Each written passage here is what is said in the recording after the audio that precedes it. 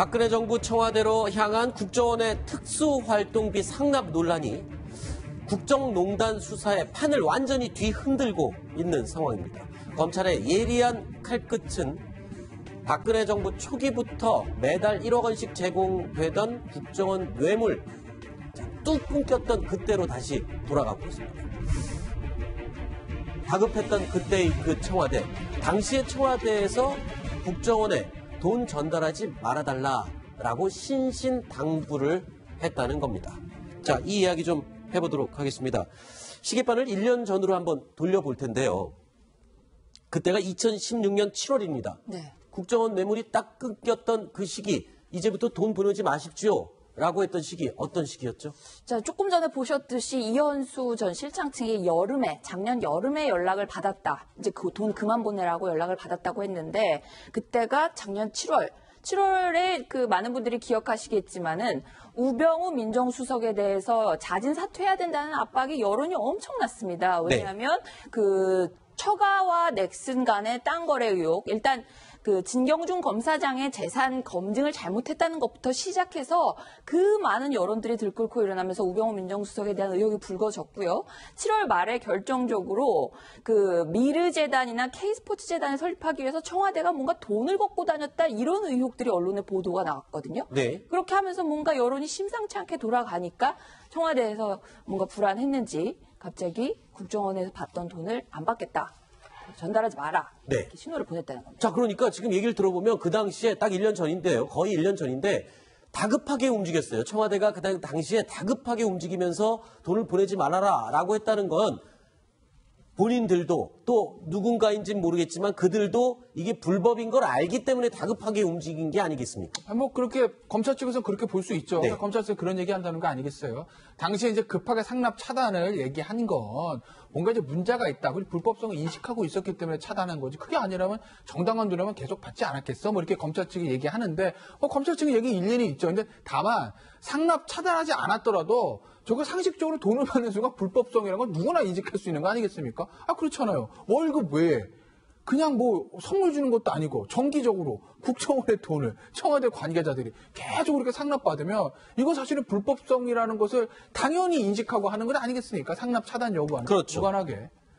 당시에는요, 이 박근혜 전 대통령이 특수활동비에 대해서 또 이 불법적이다, 그리고 문제가 있다라고 이야기를 하고 지적을 했던 그런 때였습니다. 들어보시죠. 최근 지적된 특수활동비의 개인적 사용이라든가 R&D 예산 유용 등은 사회 지도층의 부패 불감증이 우리 사회에 만연해 있다는 것을 여실히 보여준 사례입니다. 이번 예산 평성시에는 이런 묻지마 예산, 눈먼 돈 관행이 반드시 근절되도록 각 부처가 앞장서야 하겠습니다.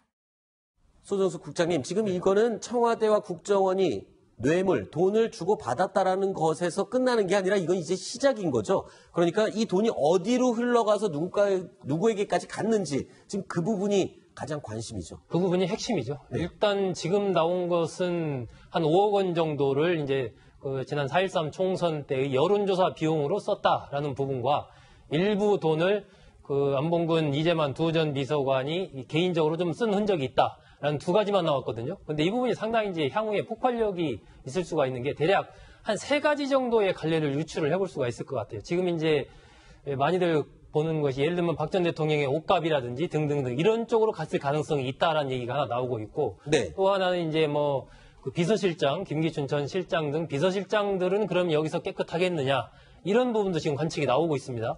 그리고 마지막 부분도 오늘 홍준표 대표가 이야기한 부분도 이거랑 좀 관련이 있을 수가 있는데, 네. 이 국회의원들에게 일부가 또 흘러갔을 가능성이 있지 않느냐, 이런 지금 추측이 나오거든요. 그러니까 이 국정원 특수활동비가 흘러간 돈의 용처가 어떻게 되느냐가 굉장히 향후에 폭발력이 있는 많은 변화를 불러올 가능성이 있어 보입니다. 네. 아직 이 부분은 특수활동비 부분은 검찰에서 공식 발표한 건 아니고요. 언론이 그냥 독자적으로 취재해서 나온 거기 때문에 좀 더 이제 확인은 좀 필요한 사안인 것 같은데, 네. 정황적으로 보면 저렇게 됐을 개연성이 좀 꽤 높지 않나라는 생각이 드는 게, 박근혜 정부 때 청와대에서는 늘 좀 불만이었던 게 뭐냐면 그 야당이 주도하는 그 국회에서 청와대 예산을 너무 꼭 재고 있어가지고요. 네. 마음대로 이렇게 예산을 제대로 쓰지를 못하고 그래서 정무수석 같은 경우는 뭐 국회를 상대로도 뭐 많은 사람들 만나야 되고 또 만나다 보면 밥도 먹어야 되고 하는데 돈이 부족하단 말이에요.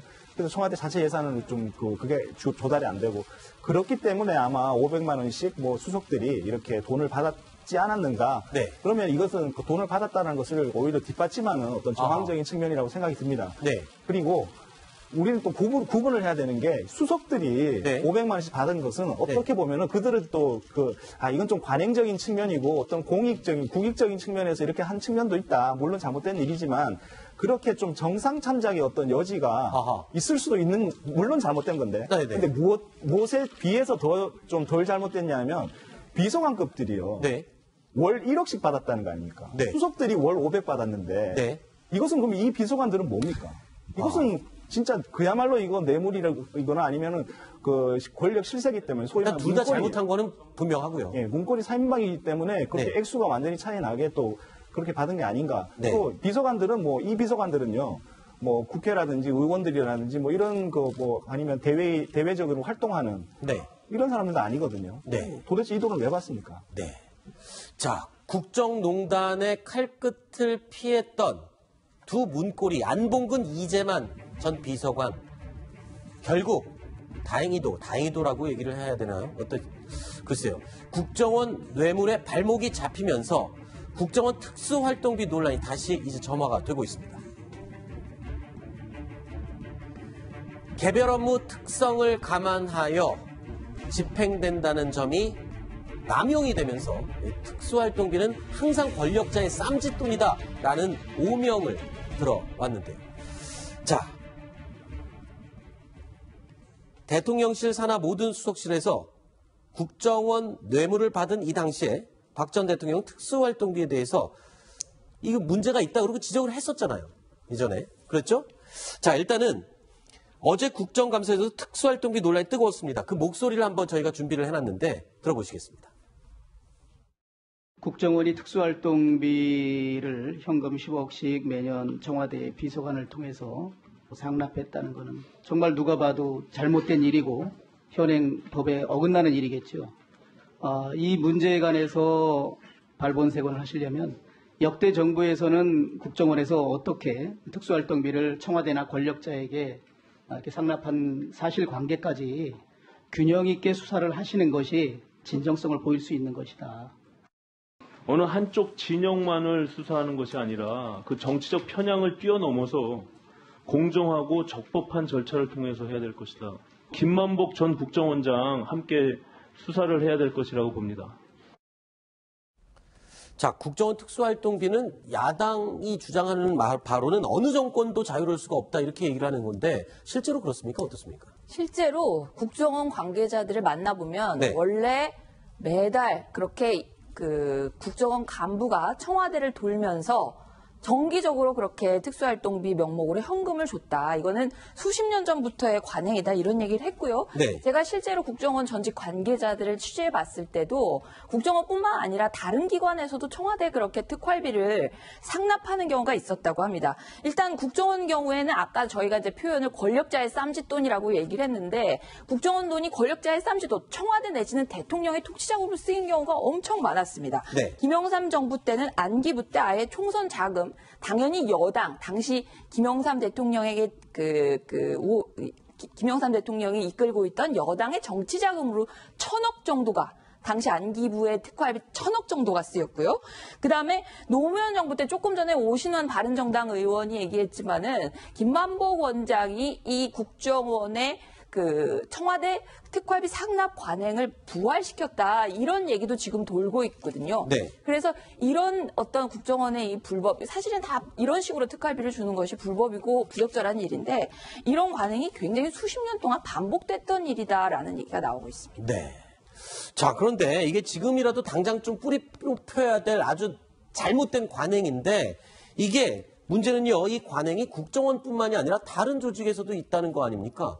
그렇죠. 이제 특수활동비 어디나 있습니다. 아까 네. 얼마 전에 왜 그 법무부에서 그 검찰에서 그 돈봉투 만찬 사건. 그렇죠. 일종의 그것도 특수활동비였죠. 일종 그것도 전용인 거죠. 물론 네. 본인의 기관에서 썼지만 그렇게 쓰라고 있는 건 아니지 않습니까?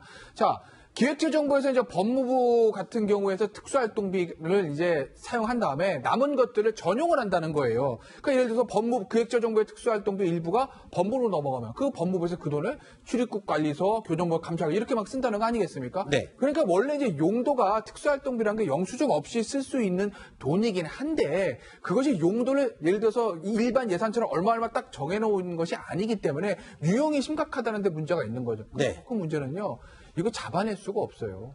이 증빙이 안 그러니까 되잖아요. 예를 들면, 증빙이. 그러니까 뭐 아까 뭐 오신환 의원은 뭐 김만복 원장 수사합시다, 전정을 다 합시다라고 얘기는 하지만 이번에도 만약에 이현수 전 기조실장이 진술하지 않았으면 모릅니다. 그렇죠. 집행 자체가 영수증이 없는 돈인데 네. 아까 이제 심정수 차장이 얘기했던 대로 과거 정부에도 있었을 것이다라는 얘기는 뭐 청와대 주변, 여의도 주변에서 바닥에 이제까지 퍼져 있는 얘기긴 한데 전 정권들 당시에 원장이나 기조실장이 나와서 저는 이렇게 했습니다라고 말하기 얘기하지 않는 전까지는. 이상 이건 수사가 되는 부분이 아니에요. 그래서 이제 어려운 거죠. 알겠습니다. 7번째 이야기까지 살펴봤고요. 자, 소정석 국장님은 오늘 여기까지 뵙겠습니다. 오늘 말씀 고맙습니다. 다음 8번째 소식, 뉴스탑10 팀이 단독으로 확보한 녹취록과 관련된 이야기입니다. 확인해 보시죠. 소정석 국장님, 지금 이거는 청와대와 국정원이 뇌물, 돈을 주고 받았다라는 것에서 끝나는 게 아니라 이건 이제 시작인 거죠. 그러니까 이 돈이 어디로 흘러가서 누구에게까지 갔는지 지금 그 부분이 가장 관심이죠. 그 부분이 핵심이죠. 네. 일단 지금 나온 것은 한 5억 원 정도를 이제 지난 4.13 총선 때의 여론조사 비용으로 썼다라는 부분과 일부 돈을 안봉근 이재만 두 전 비서관이 개인적으로 좀 쓴 흔적이 있다라는 두 가지만 나왔거든요. 근데 이 부분이 상당히 이제 향후에 폭발력이 있을 수가 있는 게 대략 한 3가지 정도의 관례를 유추를 해볼 수가 있을 것 같아요. 지금 이제 많이들 보는 것이 예를 들면 박 전 대통령의 옷값이라든지 등등등 이런 쪽으로 갔을 가능성이 있다라는 얘기가 하나 나오고 있고 네. 또 하나는 이제 뭐 그 비서실장, 김기춘 전 실장 등 비서실장들은 그럼 여기서 깨끗하겠느냐 이런 부분도 지금 관측이 나오고 있습니다.